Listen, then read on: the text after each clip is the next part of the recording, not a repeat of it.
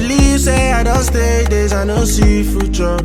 I can't they call my guys to tell them me they send me funds. People will be saying that them I trust they no pick up. About the teen shock me like saying that person wipe me cut.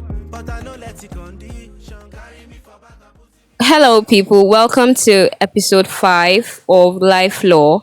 I am your host, Debbie Doesi Ajum.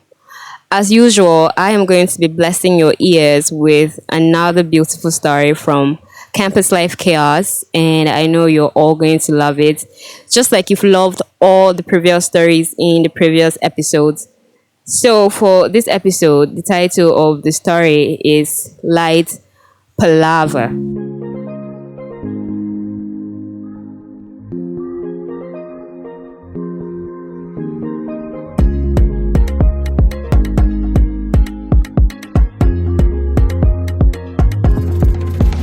Would you believe say I don't stay days, I don't see future.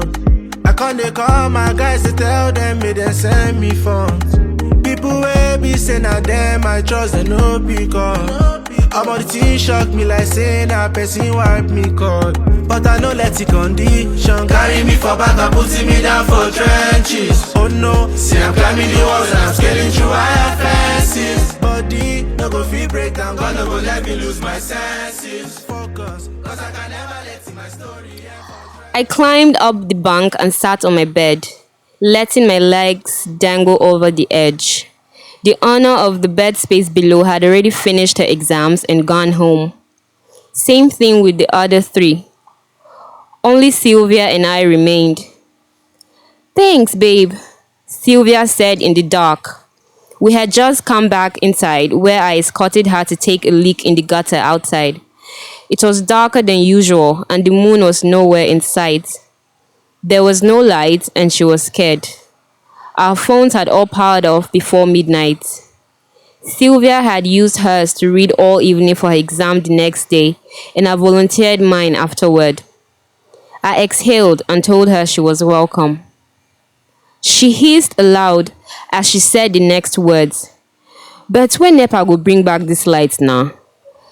The uninterrupted power failure was becoming a source of worry and frustration for everyone still on campus. We had gone a week already without electricity, and even the circular that had been released by the school authorities did not assure us of the restoration of power anytime soon. If you ask me, now who I go ask? I began to plan my departure mentally at the spot. I was through with my exams, and if not for the final edit of the last story I'd ghostwritten that had come in last minute and I needed to work on and send back in 5 days, I would have been long gone. But I knew I wouldn't be able to write if I went home, so I stayed back on campus. Every day, by noon, I took my writing gear to the hair salon in the cafeteria building and worked for the entire 4 hours that the generator lasted for, after paying a sum of 150 naira. If I needed to charge my phone too, I paid an extra 50 naira charge. "I hear say dem go on generator for water tomorrow," Sylvia noted. I nodded, like she could see me. "At least we'll be able to fetch water. And charge for free too," she added. I doubted it. How was it possible that a connection would be made that would enable us charge our gadgets? But I didn't say anything. I entered inside my mosquito net and tucked it into the mattress and was soon fast asleep. Just as if Sylvia had foreseen the future, a connection was made the next day when the engineer came to power the big generator. Girls filed out in their numbers with extension cables, chargers, and phones. The hall governors still on campus connected first. Next on the hierarchy were block representatives, floor representatives, then ordinary students. No one complained. All we wanted was to be able to charge our electronics. The main cable was drawn out from the generator house to the only God knows what tree next to it. Extension cords were plugged into other extension cords till everyone was able to get a spot by sacrificing one port on their cables for another person's. Sisters! Sisters! One of the hall governors sought our attention. Silence fell. She continued, "Listen up, please. The generator will be on from now till 3 o'clock, so while water will be available, so will the provision for charging. Only phones are allowed. Rechargeable lanterns, power banks, and laptops are prohibited." There was great excitement at this point. People murmured, people hissed, people cursed. I was a, I was among them. There I was thinking I could finish editing without having to spend another 150 naira. In fact, I was about to leave Sylvia back to the room to fetch my laptop when the warning was issued. "Please and please, let's respect ourselves." The hall governor's voice resonated over our grumbles. "Sylvia, let me go and get my laptop." She gave me a look that said, "Didn't you hear what was just said about laptops?" But I assured her, "I'll be in the cafeteria. As soon as I'm done, I'll come and join you here." She finally eased off, and with a nod from her, I left. I was able to finish the work in an hour. I sent it in and went back to join Sylvia. The trail had now surpassed under the tree to block A4. Some girls were even sitting under the sun, while monitoring their gadgets that had leaves covered on their screens and tiny stones that sat on them, unmoving. Others held umbrellas, clothes, bows over their heads, while others simply wore hats or sunglasses. No one was ready to lose their phones by leaving them unwatched except by familiar people or friends. "How's it going?" I asked Sylvia and found a spot next to her on the thick roots of the tree. She tapped on the screen of my phone, then hers.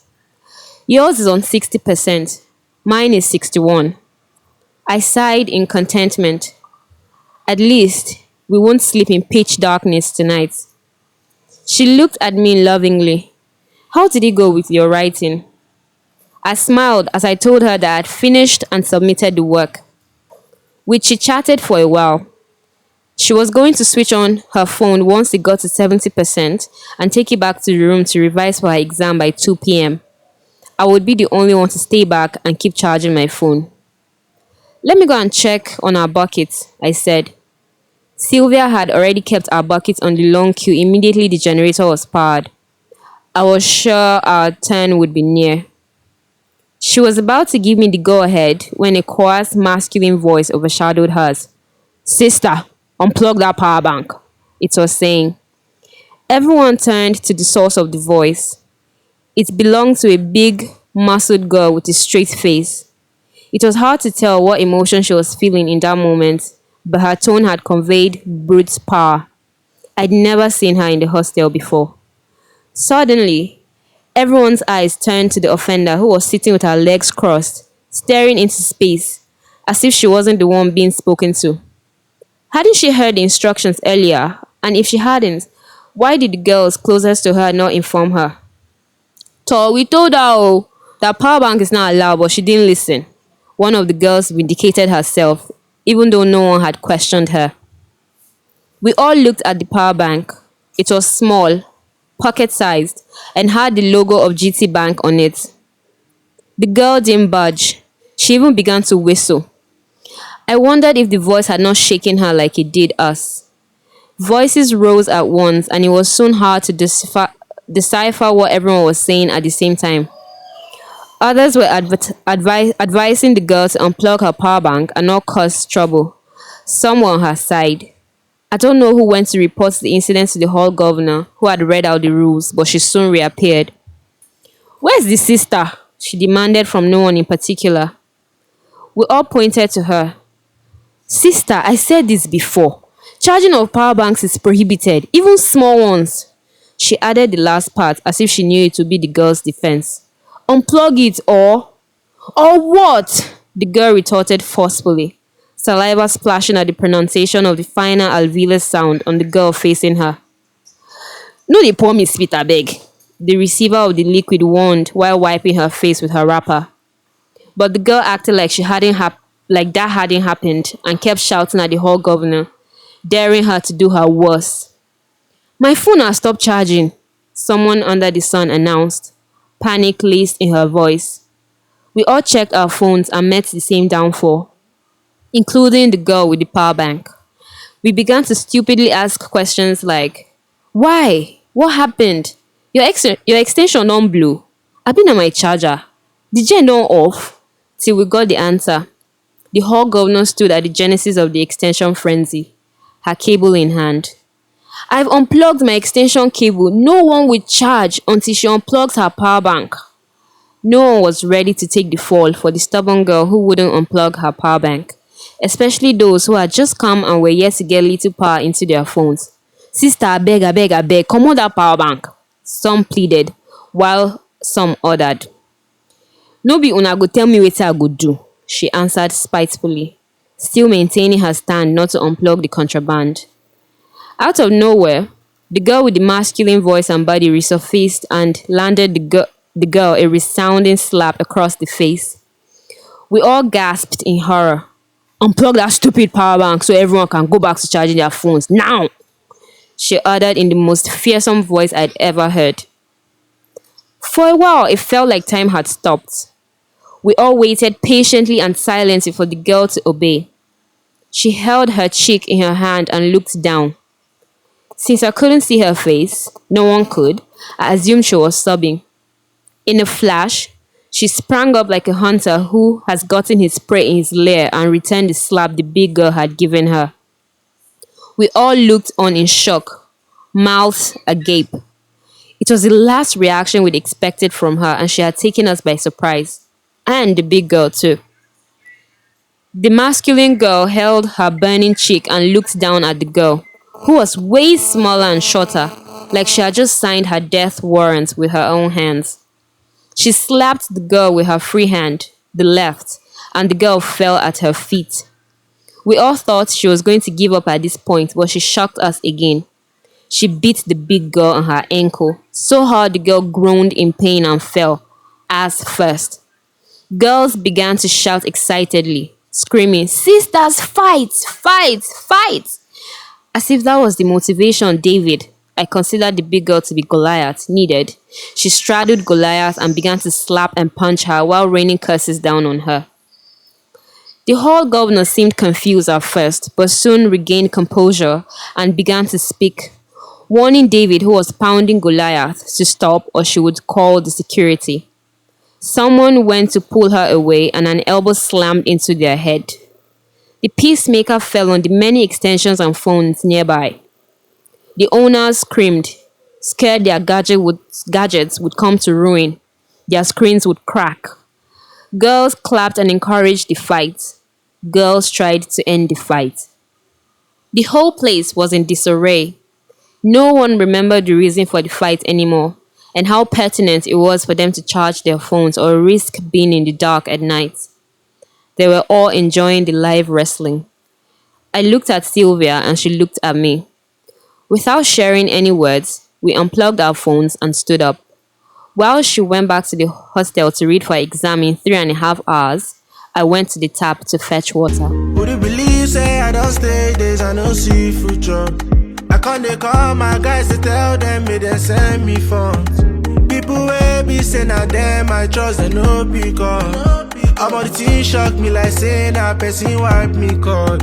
But I know let it condition carry me for back and putting me down for trenches. Oh no, see I'm climbing the walls and I'm scaling through higher fences. Body no go feel break down, God no go let me lose my senses. Focus, cause I can never let my story end for trenches. I'm on, overcome man, nothing do me. I'm on, I'm on, I'm on, I'm on. If you made it this far, you've come to the end of episode 5 of Life Law. Please do not forget that the story I just read out is a work of fiction. Names, characters, places, and incidents are products of my imagination and are used fictitiously. So any resemblance to actual persons, living or dead, business establishments, or events is entirely coincidental. I upload new episodes every 2 weeks, so please hit the follow and subscribe button so you don't miss out on my new content. And if you enjoyed this episode, kindly leave a review and share to many people as you can. And the song as well, I said I'd be using new songs in every episode, and I've kept my word so far. So if you enjoy the song that I used in this particular episode, check the show notes for more information on where to listen to the full track and to listen to more songs from this amazing artist. Until next time, bye for now. Me like say na person wipe me cord, but I no let it condition carry me for back and putting me down for trenches. Oh no, see I'm climbing the walls and I'm scaling through higher fences. Body no go feel break down, God no go let me lose my senses. Focus, cause I can never let in my story end for trenches. I'm on, overcome man, nothing do me. I'm on, I'm on, I'm on, I'm on, I'm on. Overcome man, nothing do me. I'm up, I'm up, I'm up, I'm up. I day life, nothing I no fit do. I can't be finished, I no be banku. Yes, I am a soldier and nothing can stop my shine.